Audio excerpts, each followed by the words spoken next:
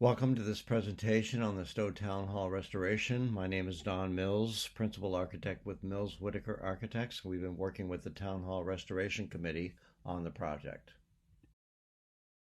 During this presentation, we'll review existing conditions to show you what is there now, review the restoration issues that are proposed for improvements, summarize the design process that we've gone through with the committee, and review estimated costs. The town hall was constructed in 1848, and an addition was provided in 1895. It served as the town hall until the town building was built across the street in 1989. The most recent work was done in 2000. At the annual town meeting in 2020, approval was given to proceed with a restoration design. Our work with this committee has been focused on enhancing functionality of the building so it serves its use as well, improving energy efficiency due to outdated systems and the lack of insulation, upgrading building systems to comply with current codes, including accessibility regulations, and preserving this signature building, this very important historic municipal asset. Work has included providing measured drawings, developing bid documents, doing an energy study that included life cycle cost analysis for an appropriate HVAC system, measuring acoustical responses inside the building for clarifying speech and making sure the facility works well for its various functions, and outside the building for determining impacts of HVAC noise.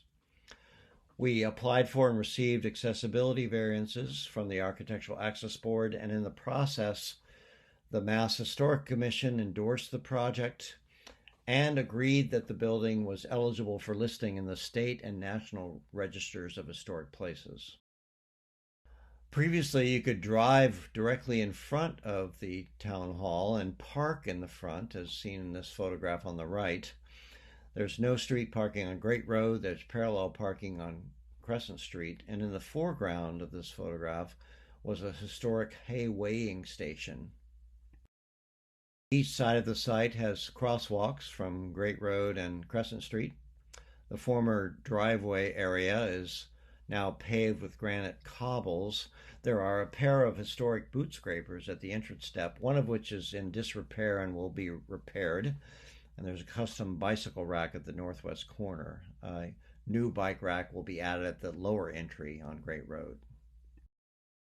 There are two entrances at the first floor level, one from 1848 through some uneven granite steps to a wood stoop in the front door, and one from 1895 that has a contemporary concrete and decked accessible ramp, but that accessible route is not really adequate to meet current code. Also, along with the ramp and the fire escape, there's a very cluttered site on the south yard. The lower level has two public entrances and one service entrance. The steps and stoops up into the south entry are very abrupt and not compliant with code. There's a contemporary ramp and rails that infringes on the neighbor's property and goes into an office area awkwardly instead of into a common area. And then a service alley has a deteriorated stone wall and is very overgrown. There are two secondary exits, one of which, shown here, is from the balcony, which is only necessary if there's more than 50 people in the balcony. And on the right is a lower level exit that's encroached by grade, doesn't really operate anymore, and is not required due to the occupant load in the lower level. One of the goals of the project is to restore the character and charm of the original site, as shown here on the right, which is really the not the original to 1848, but the original to 1895. And in the foreground of that photograph is a former hay scale. We contacted the Fairbanks company, who still makes large scales, and they sent us a copy of the catalog that would have been used to order that scale. The scale was in place for almost 60 years. Full accessibility is required per Massachusetts law if you spend more than 30% of the value of the building exclusive of land. That value for this building is only $126,312. So that limit is reached very quickly with any renovation work. Once you reach that limit, every public entrance needs to be accessible. You need access between floors and in all interior areas. We pursued a variance process successfully and have received the necessary variances for what makes sense for this restoration. Existing stairways include winder treads, which are not considered to be safe in the current regulations, and the access between floors is necessary if there's a relationship between the floors and if there are any stairways between floors, since we need to comply with current accessibility regulations. So the project includes a small elevator and other improvements.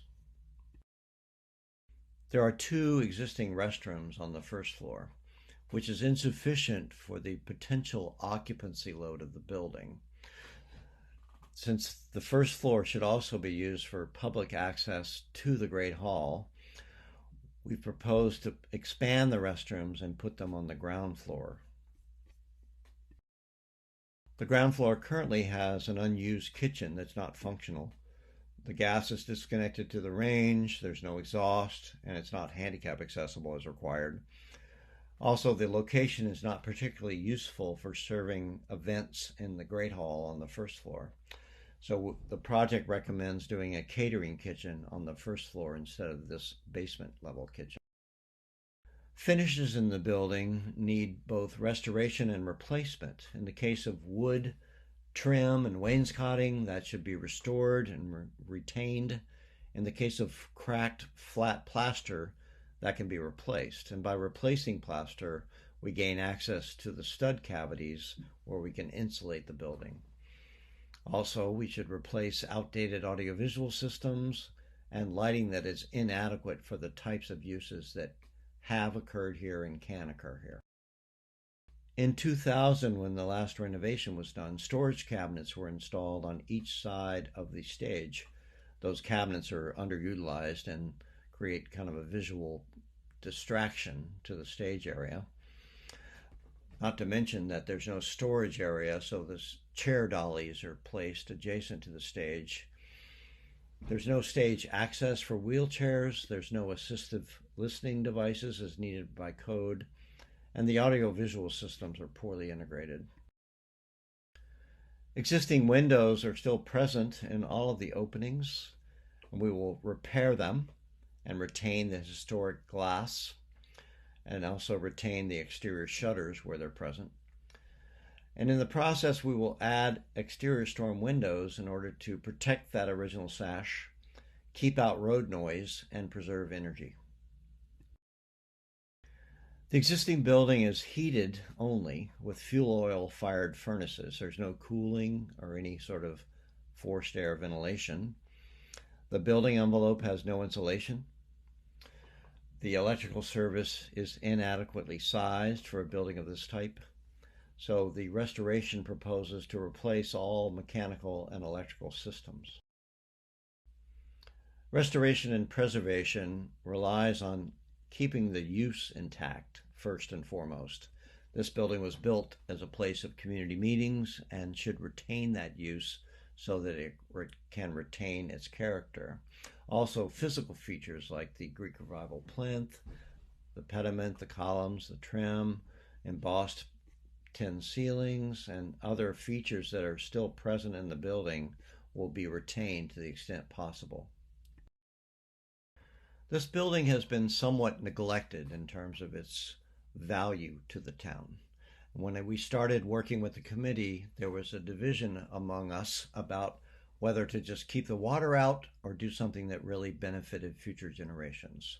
After much discussion, it was agreed that the project would focus on appropriate improvements for long-term value, enhance the functionality and use of the facility, preserve this prominent building in Stow, and in order to control costs, we would have alternates outlined for bidding options. Also restoring the sort of look and feel of the site to the extent possible based on the 1895 look. We have a alternate in the bid documents that will change the exterior lighting of the primary facade Currently, it's just lit with a floodlight on a pole across Crescent Street. But if we come up with a scheme to more effectively enhance the architecture with just a few lights that highlight and focus certain elements. The anticipated project cost is 4.8 million all told, including the related project costs, with the construction being estimated at 4.2 million. Of that amount of construction, about 40% of it is to upgrade the building systems, insulating the building, reinforcing the roof so it supports the extra snow load as a result of insulation, restoring the building envelope with the windows, replacing mechanical electrical systems, and related upgrades. About 20% of the construction cost are for meeting accessibility requirements, adding the elevator, putting a ramp to the stage, widening doors, upgrading the fire alarm system, and the like. Approximately 12% of the construction cost would be to improve the support facilities, the meeting rooms, event lighting, audiovisual systems, the kitchenette or catering pantry, storage and related items. And then about 28% of the construction cost is for restoration and repairs, restoring the side yard, removing the exterior ramps, removing the fire escape, addressing water infiltration, and repairing stone walls for the project. We've identified 4 alternates that lead up to that 4.2 estimated cost of construction, so that there can be some items that might be done at a later time in order to control bidding costs. That would reduce the overall 4.2 million to 3.66. The alternates are listed here. Alternate 1 is doing the audiovisual systems with the integrated screen, projector, and speakers in Great Hall. Alternate 2 is adding event lighting and associated controls for Great Hall. Alternate 3, upgrading the exterior illumination of the front facade that we showed you earlier. And alternate 4 is to improve accessible parking along Crescent Street and the accessible route to the entrance. For those of you familiar with a prior study that was done before we were retained by the town to work on the restoration, you may recall that the projected costs were lower than what we're projecting. But that's not entirely the case. I won't go through the details of this slide. You're welcome to do so by reviewing this later on the website. But suffice it to say, there were several things either priced or mentioned and not yet priced in the study that were not included in the budget and should have been. They include the things that are listed here. But without going into detail, I would just say that if you adjusted that prior study to reflect what they said was necessary, but which they didn't address in the budget, you'd wind up with a $4.7 million project. So when you compare that study to this project, there's only a realistic differential of $100,000. And we feel that the 4.8 is a realistic and accurate depiction of what is required for this work. I'll now walk you through the floor plans and sections of the building, starting with the existing ground floor. And each of the plans, Great Road is on the bottom of the sheet, Crescent Street on the top of the sheet. The gray box items note some of the issues we're dealing with. As I mentioned previously, this floor has several entrances, one of which is the accessible ramp that doesn't bring you into a common area. There's water infiltrating from the north foundation wall. There's deteriorated stone walls, inaccessible kitchen, abandoned offices. The proposed plan renovates the L and occupied areas, keeps the utility area where it is, and gets rid of multiple entrances and creates a single entrance through a restored alleyway alongside the L that brings you into a lower lobby that will be below the first floor lower lobby, so that there's a relationship between the two floors. The elevator comes to this floor, the bathrooms are down here, there's storage areas, a meeting room, and the Historical Commission offices are recommended for this level.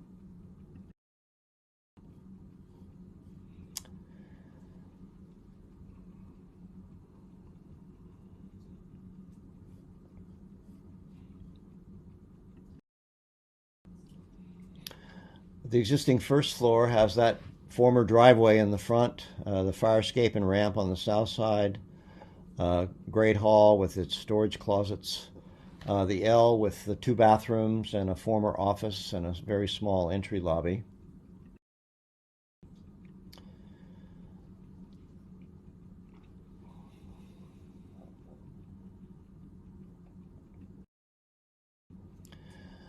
The revised plan focuses on restoring Great Hall so that it functions better for a variety of uses and also is handicap accessible. The front rooms leading to Great Hall will be a meeting room on the right as you come in and table and chair storage on the left so that the chair dollies can get moved out of Great Hall for when you have other functions like dance and such. We'll restore the side yard, and the L lobby will have a nice space in it for common use as well as a catering pantry. And that front court area will be reconfigured so that it's not a slanted former drive-through. The second floor is really restricted to just the balcony and attics. The balcony has more seats than are really necessary up there, especially with headroom issues at the beam that overlaps the area. The whole building is uninsulated and the attics are unused. In the revised configuration, we'll update the AV systems in the balcony and move the chairs back behind the beam so there's no headroom issue. And then besides insulating the building, we'll put the mechanical equipment will primarily be located in the 2 attics.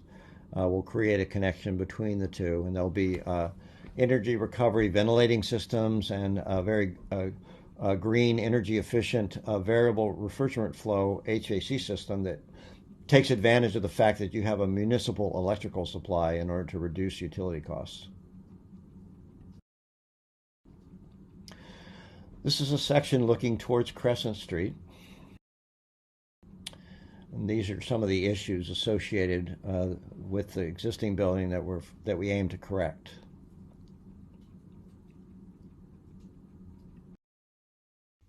No real visual change in the proposed longitudinal section, but we'll address the water infiltration issues at the basement, have the historical commission with a nice room down there and a meeting room. We'll reset the front granite steps and extend the handrails for safety, insulate the whole building, reinforce the roof framing, improve the Great Hall and its systems. Cross-section looking towards the beautiful quilt shows the storage areas on each side of the Great Hall stage, former abandoned offices downstairs. The L is poorly arranged, unuseful kitchen downstairs, inadequate toilets upstairs. Again, no significant visual change, but the renovation will address the deteriorating issues, insulate the building, improve Great Hall, add handicap access to the stage, and fully renovate the L. Here's a video that helps to quickly illustrate the changes overall to the building as we show what's there now and then show what we're taking away and what we're putting back in its place. Remove the fire escape and the ramp. In place of that, put an accessible walkway that does not require any railings, and so that allows us to restore the side yard integrity. Coming around the great roadside, get rid of the multiple entrances downstairs.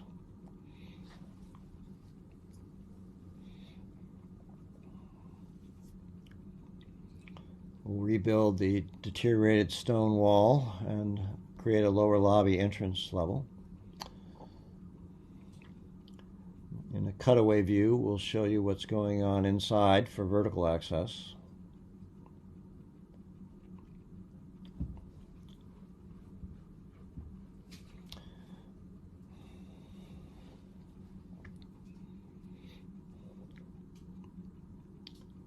Mechanical systems will be completely upgraded, one of which is the existing chimney, which is essentially the existing mechanical system for a flue for the oil-fired furnaces.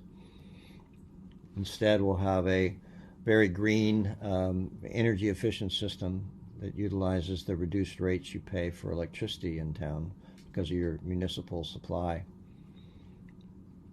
Here you can see the redone forecourt.